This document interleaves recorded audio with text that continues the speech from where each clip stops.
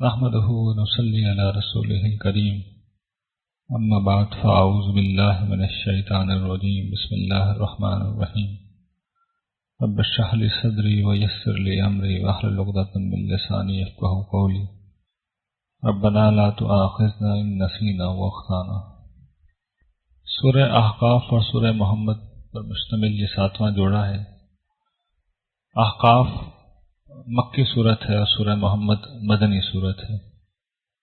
اب یہ group almost اپنے اختتام پہ ہے۔ اس میں جو مجموعی موضوع ہے وہ سزا و جزا کی وعید اور اس کا ظہور، اس ظہور کا اعلان عام بھی اس میں شامل ہے۔ پہلی سورہ احقاف میں پچھلی جو صورتیں تھیں ان کا خلاصہ ہے، اور خلاصے میں وہی بات بتائی گئی ہے کہ یہ کلام اللہ تعالیٰ کا نازل کردہ ہے اور یہ اس کی صفات کا تقاضا ہے، اور اس کی صفات کا دوسرا تقاضا یہ ہے کہ وہ نیک و بد کو ایک حال میں نہ چھوڑے بلکہ سزا و جزا برپا کرے، نیکوں کو ان کی نیکی کا اور بدوں کو ان کی بدی کا بدلہ دے۔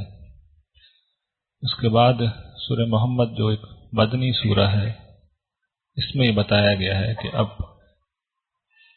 رسولوں کے لیے جس دنیاوی دینونت یعنی سزا جزا کا وعدہ کیا جاتا تھا اس کے ظہور کا وقت آ گیا ہے۔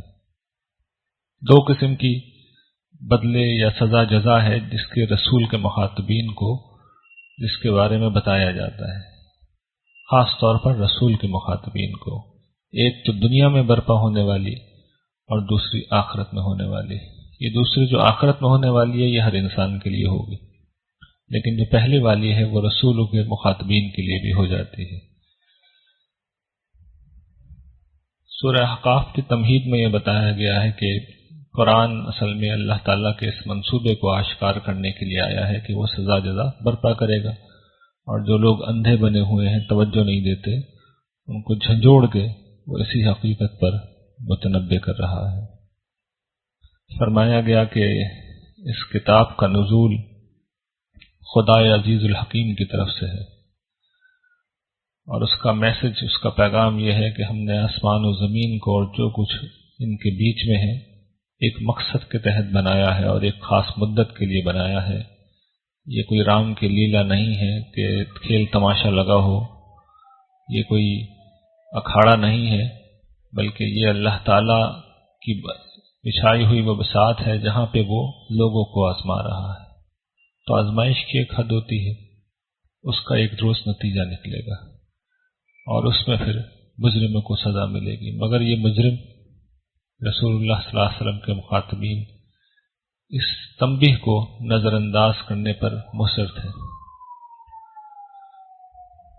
اب انہیں بتایا جا رہا ہے کہ یہ بات جو کہی جا رہی ہے مبنی بر دلائل ہے، اور یہ اس کے باوجود نہیں مان رہے، اور یہ نہیں مان رہے لیکن کچھ صالح فطرت لوگ قبول کر رہے ہیں، اور انسان ہی نہیں جن بھی اسے قبول کر رہے ہیں، اور پھر کفار کو تنبیہ کی گئی ہے۔ آغاز اسی دلیل قدرت سے ہوتا ہے جس کا یہاں سلبی پہلو اب زیر بحث ہے، یعنی قدرت کی دلیل یہ ہے کہ اللہ ہی سب کچھ ہے، ساری طاقت ساری قوت سب اسی کے پاس ہے، اس لیے اس کی عبادت ہونی چاہیے۔ اور پھر دوسرا جز وہ ہے جو یہاں بیان کیا جا رہا ہے کہ تم بڑا غور تو کرو، اللہ کو چھوڑ کے تم جن کو پکارتے ہو ذرا دکھاؤ زمینوں میں انہوں نے کیا بنایا ہے، یہ زمین جو تمہارے سامنے ہے ان کی کیا تخلیق ہے، یہ آسمان میں ان کا کوئی ساجھا ہے، تمہارے پاس کوئی اگر سابقہ کتاب ہے مذہبی جو یہ سب کچھ تمہیں بتاتی ہے تو اسے بھی لے آؤ، یا علم کی کوئی مسلمہ روایت ہے تو اسے لے آؤ۔ کل ہم نے اس پہ تفصیل سے بات کی تھی کہ علم کی مسلمہ روایت اور مذہب کی کتابیں ہیں وہ ہمیشہ سے توحید کی دعوت ہی دیتی رہی ہیں، اور یہ بات کہ جن کو خدا کے علاوہ پکارا جاتا ہے ان کی بھی کوئی حیثیت نہیں ہے، اور آج بھی جن لوگوں کو پکارا جاتا ہے کہ کسی شخص کو ذرا بٹھا کے محبت سے اس سے پوچھ لیں کہ انہوں نے کیا بنایا ہے، آسمانوں میں زمینوں میں ان کا اختیار کیا ہے، تو وہ بھی نہیں بتا سکیں گے، صرف ظن و گمان ہے جن کی پیروی ہو رہی ہے، باقی مسلمہ کوئی علمی چیز کوئی مذہبی چیز کسی کے پاس نہیں ہے۔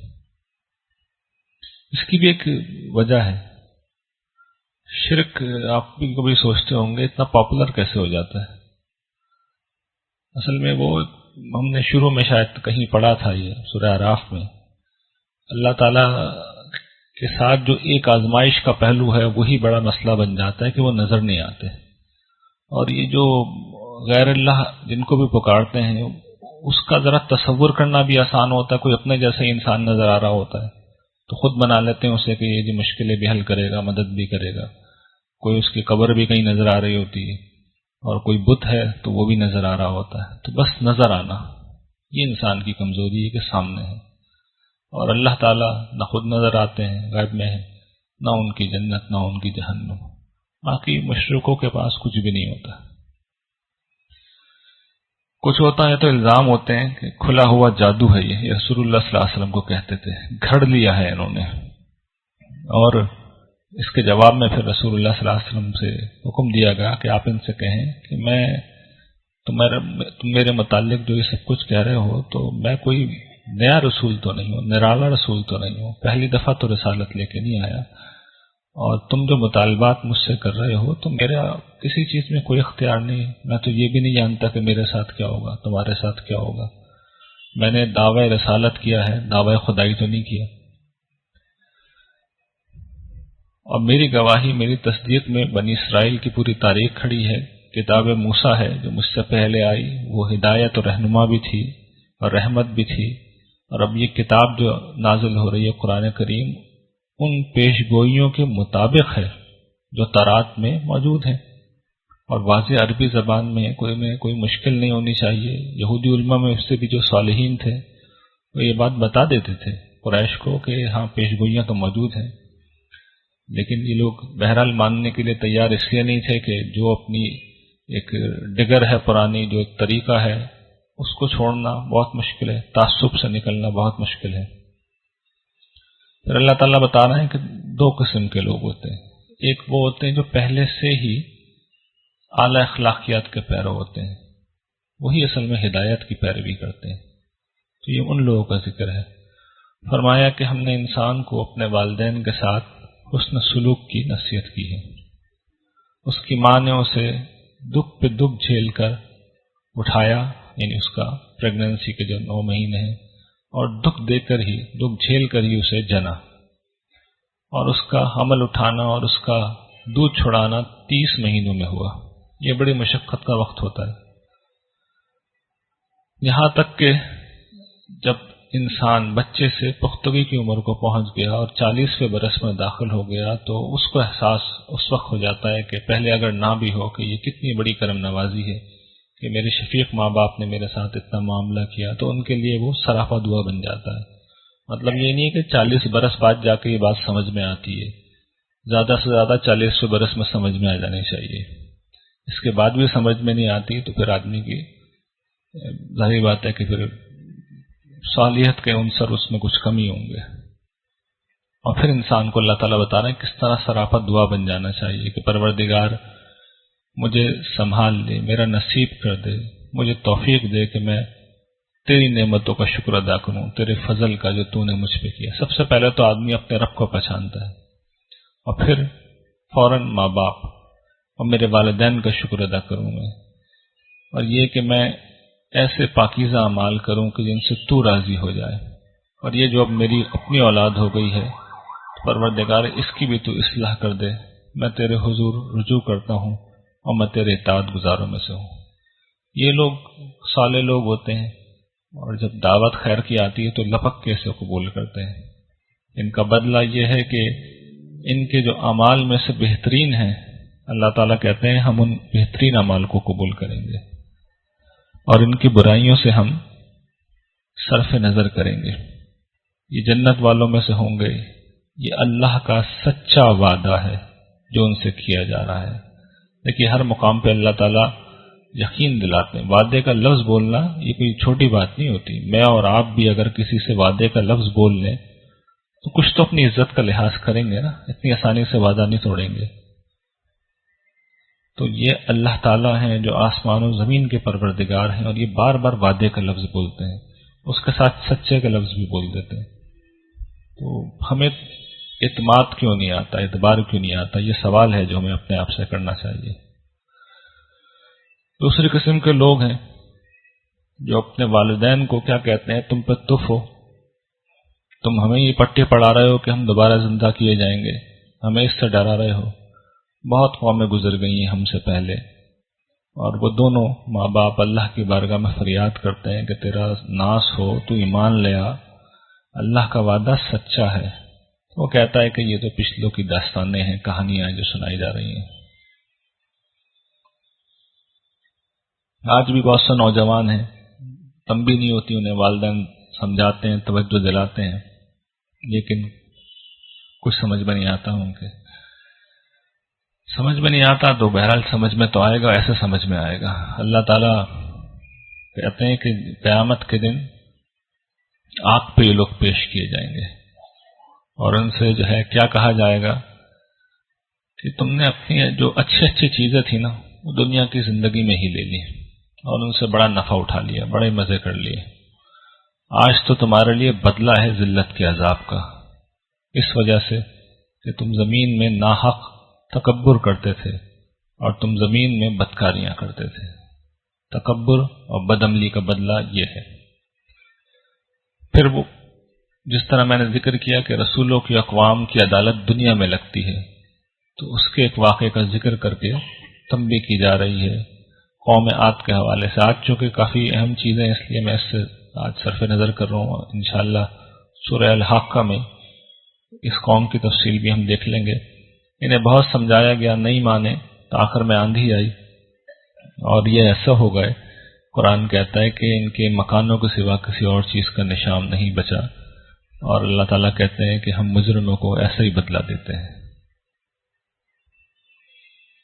پھر یہ ذکر ہے کہ خاص طور پر یہ آخری زمانہ ہے جس وقت یہ صورت نازل ہوئی ہے، تو آپ مکے سے طائف گئے تھے اس زمانے میں، اور ان کو بھی آپ نے اسلام کا، توحید کا پیغام پہنچانا چاہا۔ انہوں نے جو آپ کے ساتھ کیا وہ تاریخ میں محفوظ ہے۔ مکہ کے سرداروں نے انہیں پہلے ہی خبر کر دی تھی، اور اس کے بعد انہوں نے نہ صرف یہ کہ حضور صلی اللہ علیہ وسلم کے ساتھ انتہائی توہین آمیز برتاؤ کیا، بلکہ وہاں کے بدماشوں کو، لفنگوں کو حضور کے پیچھے لگا دیا۔ وہ آپ کے ساتھ بہت گستاخی کا معاملہ کرتے، پتھر مارتے، گالیاں بکتے، اور آپ لہو لہان ہو گئے۔ تو واپسی میں پھر روایات میں آتا بھی ہے کہ اس وقت اللہ تعالیٰ نے پہاڑوں کے فرشتے کو بھیجا تھا، اور آپ نے کمال شفقت سے کہا تھا کہ نہیں، مجھے امید ہے کہ ان کی اولادوں میں سے توحید کو ماننے والے پیدا ہوں گے۔ تو جب آپ طائف سے مکہ آ رہے تھے تو راستے میں نخلہ کے مقام پر کسی وقت تہجد غالباً آپ پڑھ رہے ہوں گے، تو جنوں کی جماعت پھر اس وقت آئی، اور قرآن نے پھر اللہ تعالیٰ نے آپ کو بعد میں مطلع کیا کہ ہم نے جنوں کی ایک جماعت کو آپ کی طرف متوجہ کیا تھا قرآن سننے کے لیے، اور وہ اس سے اتنے متاثر ہوئے۔ قوم بنی اسرائیل غلطی سے کہہ گیا، میں حضرت موسیٰ علیہ السلام کے پیروکار تھے۔ قرآن نے جس طرح بیان کیا ہے کہ ایک کتاب نازل ہوئی ہے موسیٰ کے بعد، اس کو یہ پہچان گئے، حق کو پہچان گئے، اور اپنی قوم کی طرف جا کے انہوں نے خود دعوت کا کام کیا۔ اس کی تفصیل آگے سورہ جن میں آ رہی ہے، انشاءاللہ اس پہ میں اس کی پوری تفصیلات بیان کر دوں گا۔ یہ سورت اب ختم ہو رہی ہے، اور اس میں پھر رسول اللہ صلی اللہ علیہ وسلم کو استقامت کی تلقین کی جا رہی ہے، اور کہا جا رہا ہے کہ نبی آپ صبر کیجئے جس طرح اول العزم رسولوں نے صبر کیا ہے، اور ان کے لیے جلدی مت کیجئے۔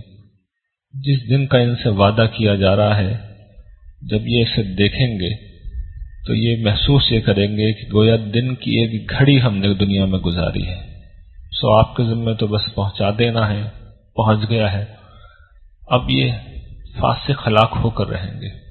اس وعید کے ساتھ یہ صورت ختم ہو رہی ہے۔ اس میں یہ جملہ بھی بڑا قابل توجہ ہے، کأنہم یوم یرون ما یوعدون لم یلبسوا الا ساعۃ من النہار۔ ہم میں سے ہر شخص کے ساتھ موت کے وقت یہی معاملہ ہوگا۔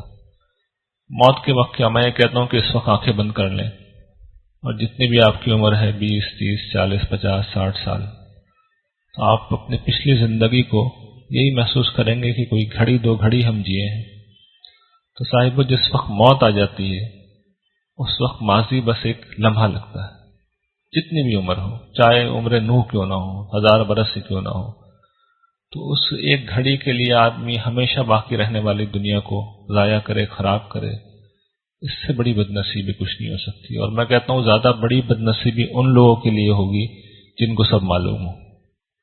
کسی کو اگر معلوم ہی نہیں ہے تو چلیے کچھ اس پہ رویا تو اس پہ بھی جائے گا لیکن کم رویا جائے گا، لیکن جن کو سب معلوم ہے، جن کے پاس قرآن جیسی کتاب ہے اور رسول اللہ صلی اللہ علیہ وسلم کی سیرت موجود ہے، ان کے ساتھ اگر یہ حادثہ پیش آ جاتا ہے تو پھر وہ جو کل ہم نے فرعون کے متعلق پڑھا تھا کہ آسمان بھی ان کے اوپر نہیں روتا اور زمین بھی نہیں روتی، تو یہ موقع ہے، اس کو سمجھ لینا چاہیے۔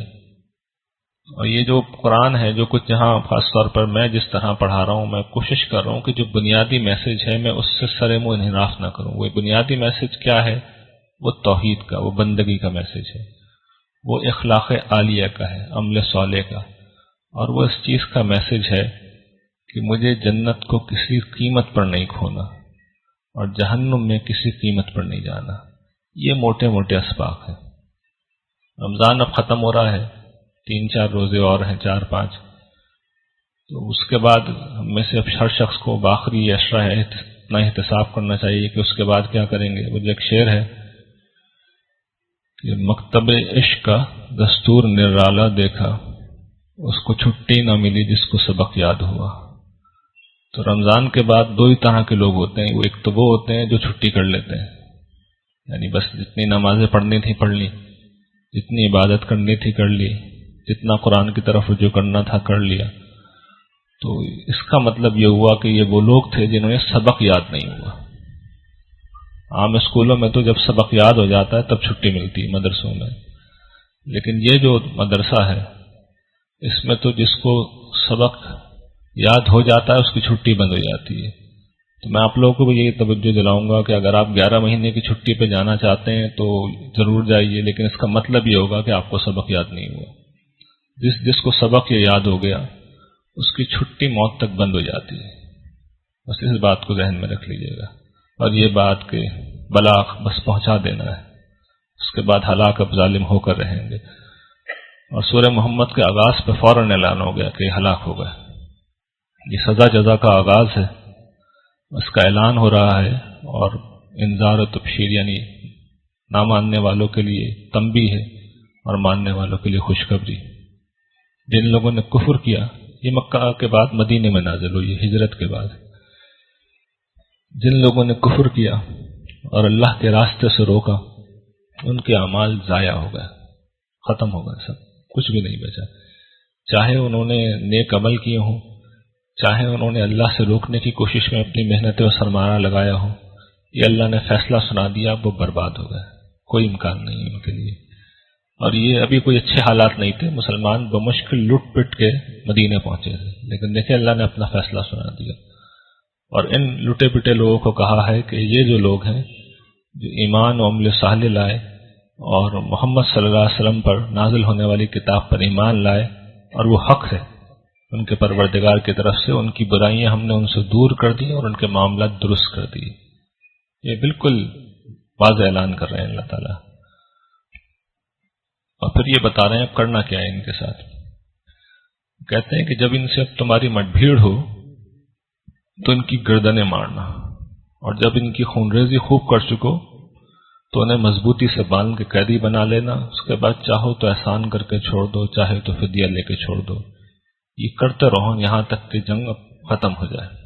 یہ بالکل وہی ہے جو مسلمانوں نے جنگ بدر میں کیا تھا، اللہ تعالیٰ نے نقشہ کھینچ دیا اس کا، پہلے مارا انہیں، سارے سردار مار دیے، باقیوں کو قید کر لیا، کچھ کو ایسے چھوڑ دیا، کچھ کو پیسے لے کے چھوڑا۔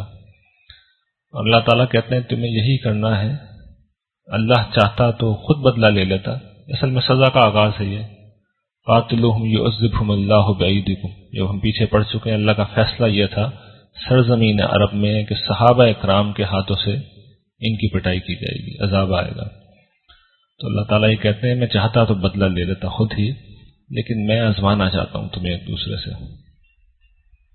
اور اس یقین کے ساتھ کھڑے ہو کہ تم اللہ کی مدد کرو گے تو اللہ تمہاری مدد کرے گا اور تمہارے قدموں کو جما دے گا. یہ وعدہ ہے اللہ کا. اور اصل وعدہ تو یہ ہے کہ جس جنت کا متقیوں سے وعدہ کیا جا رہا ہے اس کی مثال ایسی ہے کہ اس میں نہریں بہتی ہوں گی، اس پانی کی جس کے ذائقے میں جس میں کوئی تغیر نہ آیا ہوگا. پانی کا رنگ بدل جائے، پانی کا ذائقہ بدل جائے، پانی کی اندر بو آ جائے تو پانی پینے کے قابل نہیں رہتا. تو اللہ تعالیٰ کہتے ہیں پاکیزہ خالص غیر متغیر پانی ہوگا. دودھ کی نہر ہوگی، اس کے ذائقے میں تبدیلی نہیں ہوگی. شراب کی نہر ہوگی، پینے والوں کے لیے لذت. اور شہد خالص کی نہر ہوگی. بہت سارے پھل ہوں گے اور ان سب سے بڑھ کر اللہ کی بخشش.